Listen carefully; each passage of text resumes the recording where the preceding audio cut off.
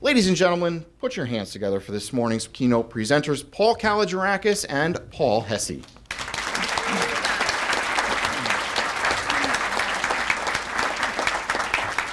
Thank you. Obviously, there are no secrets because I didn't provide all that bio to Frank, but if anyone is looking for advice on how to retire, I'm not your guy. First of all, good morning, and thank you very much for having us here today. As I talk, Paul will be flipping through some slides, but the first thing we want to do is point out and welcome you that you're having breakfast here this morning in the city of Poughkeepsie. And we define that as a beautiful, historic city on the banks of the Hudson, full of great places and great people. And if I timed this right, you're seeing those images. 4 years ago, as Mayor Rollison took office, he proudly proclaimed that the buzz is back. What does that mean? Well, today we're going to show you what that means in terms of economic development. But what we really want to focus on is how we got here. Because years from now, when they write about all the great things that City of Poughkeepsie done, we want to give them that blueprint because we're doing it correctly. Starting with human capital. As Mayor Rollison said during the recent campaign, when he took office, am I getting ahead of you? Nope. Okay. When he took office, if you called into the second floor, the Planning and Economic Development Department at City Hall, there was no one there to answer the phone. If you wanted to develop in the city of Poughkeepsie, you had to figure it out. Maybe you went to Robert at the planning board, but in between there was nobody to go to. Starting with hiring Paul as community development coordinator, Natalie Quinn as planning director, and myself as development director, we now have a fully staffed planning and economic development department, and we are here to help people achieve their vision of development in the city of Poughkeepsie. And I also want to point out that we have really great partners. Robert as chairman of the planning board and Melanie as chair of the IDA, and we will all work really well together to accomplish the goals. Second, Poughkeepsie Innovation District. Frank briefly mentioned it. There's the map of it up in the upper left-hand corner, and I'm going to read this to make sure I get it right. This is an award-winning comprehensive rezoning of the downtown business district to promote a more dense, walkable city to encourage both commercial and residential development. This is the blueprint by which we will redevelop the inner core of the city of Poughkeepsie and create the city that we all dream of. And this was done in conjunction with the City Council, and I want to thank and point out Councilperson Cherry and Councilperson Salmon for helping us get this done.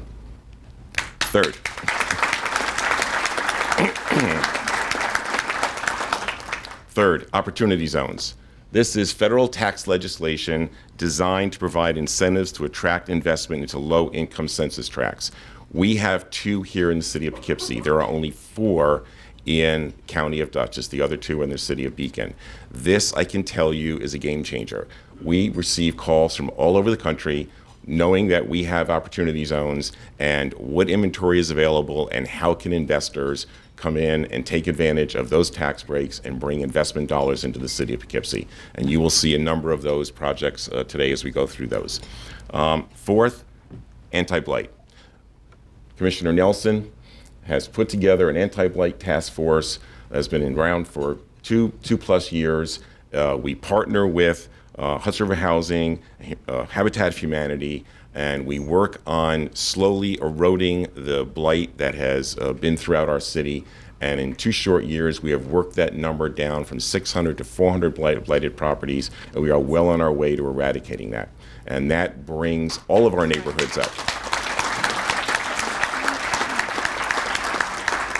And to go back to Frank's comments, I did do a presentation at EDACT, and Natalie, myself, and Paul, we work on these projects sort of one at a time. You take this one, you take that one, and it wasn't until we started that presentation and really at Frank's request to come and do it here when we began to assemble and look at everything that's going on that even ourselves internally were surprised by how much has actually occurred. And how I want to frame, and Paul's going to take the next part of this presentation, but how I want to frame that is everything you were about to see, and it's over a dozen projects, either were completed in 2019, approved in 2019, under construction in 2019, or about to be approved in 2019. This is current. This is happening now. This is not a pipe dream. There are many more projects that we could point out to you where we are in discussion with developers, but this is what's real, and there's more to come. So at this point, I'm going to turn it over to Paul. Paul will walk you through a number of the different projects. We'd be happy to take questions afterwards. And the only comment I'm going to make about this is I'm actually very grateful for the moniker of Paul Squared, because I think the alternative is Old Paul and Young Paul. Okay. And I prefer that. Okay. Sorry to miss that, but okay.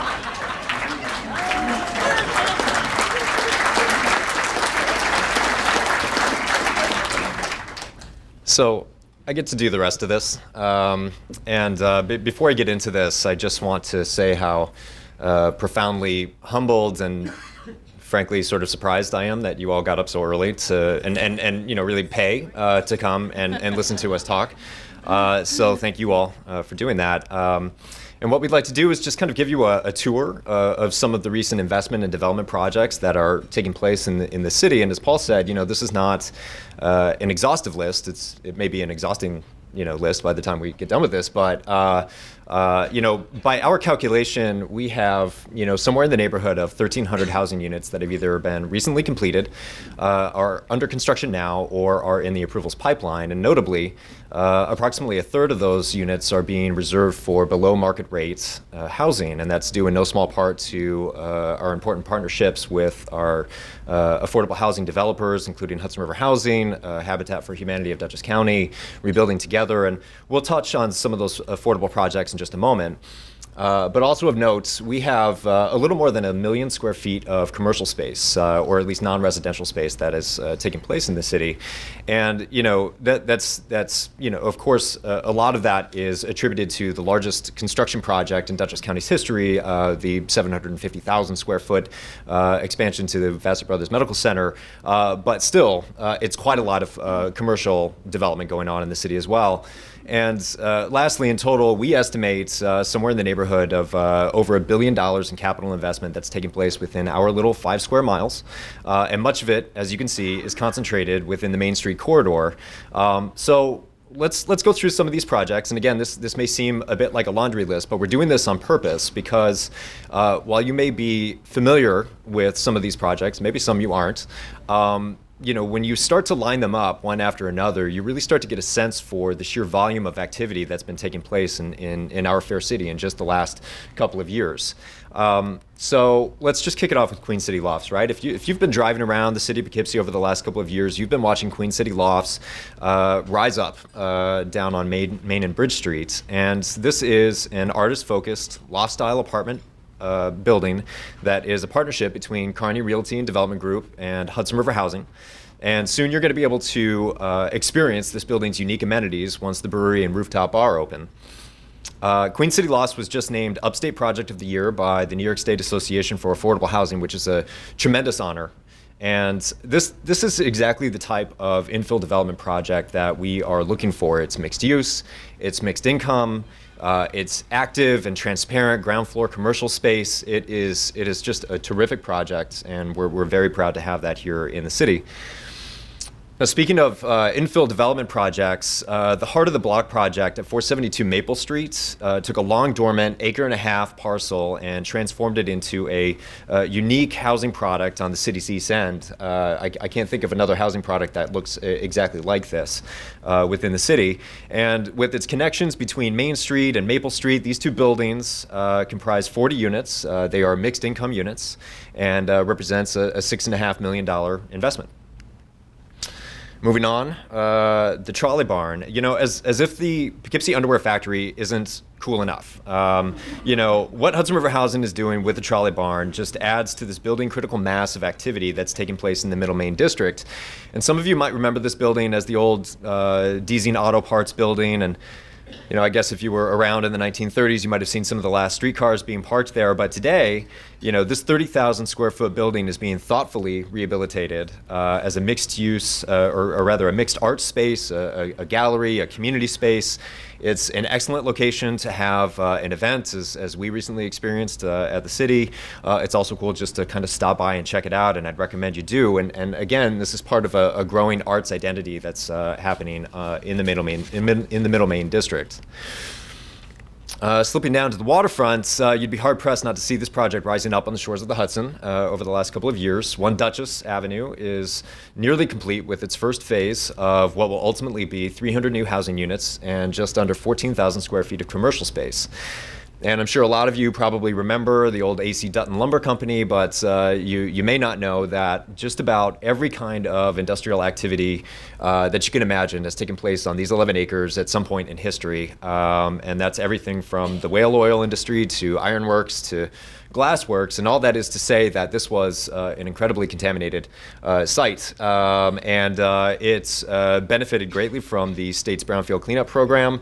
This took a long time to get cleaned up, but it's been approved. It's well into construction, and today we are seeing up and down the Hudson River renewed interest in waterfront development, particularly residential land uses on the waterfront. But just as importantly, this project provides new public access to the Hudson River, and it bridges a huge 1,400-foot gap in the Hudson River Greenway Trail, and it's open. So if you haven't been down there, go check it out. It's really cool.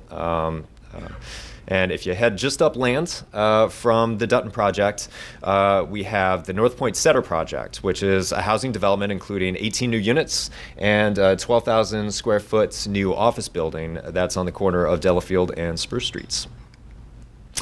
Back up in the Middle Main District, great project on Rose Street. Again, Hudson River Housing well into construction on a 78-unit affordable housing development, which will replace long vacant parcels at the end of that block with supportive housing while providing access to the Fallkill Creek, which eventually we hope will become part of this planned Fallkill Greenway Trail. So for my Hudson River Housing folks in the crowd, I'm aware that they are taking applications now, and they are taking applications until December 16th. So make a note. If we head back into downtown, this project, formerly known as the Hive, I'm told this project is undergoing something of a name change, but regardless, this again continues the trend of mixed-use development happening in long-time vacant buildings downtown. In this case, we're talking about 33 and 35 Academy Street. So this is set to include 20 new housing units. It's set to include co-working space and BeKipSee's first food hall. And other, food and beverage related businesses. So watch out for that in the near future. Down in the Union Street Historic District, you might remember this building as most recently being the location of Health Shield. And this is the old Nativity School on the corner of Union and Jefferson Extension. The building's been vacant for more than 5 years probably, but was recently approved for conversion to 41 residential units, rooftop amenities. Very much looking forward to this building getting rehabilitated. Back up on Main, the former Ridley Lowell Cosmetology School, recently approved for conversion to 6 new apartments and ground floor retail space. Heading back to the waterfront, along North Water Street, a new 40,000 square foot building is being approved, has been approved, which includes 15 new residential units. And at this point, you're probably starting to get the picture that there's a lot of stuff going on, right? But there's more. There's more. So again, you've paid to be here, so stay with me. All right. This is where it gets fun, right? Everything up to that point's approved. Everything up to that point's approved, is what Paul said. So if you've ever driven around Poughkeepsie, you've likely found yourself on our east-west arterial highways, and therefore you've probably driven by one of our biggest parking craters within our downtown. This is a 3-acre parking lot that sits less than 30% occupied at any given time during the day or night. And last year, as the city was preparing to adopt the new Innovation District zoning, we issued a request for proposals for the western portion, which you see here, the western portion of this parking lot for development, and we received this proposal. Okay, this is a proposal from Kearney Realty and Development Group, along with Hudson River Housing. You remember from Queen City Lofts, and this is a proposal that takes advantage of the reduced parking requirements that are within the zoning code, and it really supports one of the city's primary goals, which is to get more people living downtown. We know that Poughkeepsie is a Monday to Friday, 9 to 5 kind of place, and it's a little bit quiet at night. It's a little bit quiet on the weekends, and more people living downtown means more people patronizing businesses. It means more people starting new businesses. It means foot traffic, which inevitably leads to a livelier and safer feeling environment. This project, again, is an approved project recently by the planning boards. We expect construction to begin next year. And for kind of a bird's eye view of that same parking lot, but the whole thing this time, when we RFP'd the west side of that lot, I think that we drew some interest from the development community. And without even advertising, we were contacted by a well-known cinema developer called Bowtie about a possible project here in the city of Poughkeepsie. And if you've ever been to a Bowtie, you know that they provide a unique customer experience. So they have their big red leather chairs, that's kind of their shtick. They have bar service, they show first-run films. They have 38 locations throughout the East Coast, typically in urban settings, just like downtown Poughkeepsie. And we are in the process of negotiating with Bowtie to make Poughkeepsie number 39. This project was just named a priority project by the Mid-Hudson Regional Economic Development Council. And for Poughkeepsie, this is a bit of a return to form, right? Some of you might remember going to the old Stratford movie theater on the corner of Cannon and Liberty Street, or maybe even catching a flick at the Bardavon. And these are the types of land uses that we really want within our downtown. This is evening activity. This is entertainment. This is people, going to dinner and then going to a movie and then getting a drink afterward. This is the kind of diversity that we want to encourage within our downtown. And this is the kind of thing that very few of our peer communities throughout the Hudson Valley can offer. So we're very excited about the prospect of this project. Can I just make a comment before you move on there? But step up to the mic and say it. I'm sorry. Yeah. Can you go back to that slide? I can. Okay. I think I can. Okay, so just to clarify, the L-shaped building in the upper right-hand corner is the Lofts at Crannell that Paul just showed you prior to that, which is approved. And then the larger rectangle building is what's proposed and what's currently being negotiated for the cinema complex. Great. Stick with me, folks. I'm almost done here. A project that is a little bit closer to home for us at City Hall is right across the street. This is 4749 Civic Center Plaza, which is proposed to receive a new office building and restaurant space. And finally, we've got the old standard gauge industrial complex that has been sitting silently across from the walkway parking lot for many years, just waiting for someone to activate the building and for that building to be an anchor in the Walkway Gateway District. So this building has been recently purchased, and while it's preliminary, we understand that the developer envisions a mix of uses for that site that fit perfectly within the mixed-use vision that we've always had for the district. And we see this project as a real catalyst for other projects in the neighborhood. So moving on just a little bit, and I love this slide, so please take a look at it. I think it's a lot of fun. When I put the slide in here, some of my colleagues felt that it was a bit of a non sequitur, and I suppose maybe it is, but let me explain why I added it. While a lot of investment and development interest has been coming to us over the last few years, we, as a team at City Hall, are also going out and trying to attract business as well. This is a proactive thing that we're doing. And sometimes the stars align, and this is the story of one of those times. So back in April of this year, we organized and hosted our first ever PK Go-Getters event at the Bardavon, and I hope some of you went to this. This was a fantastic evening.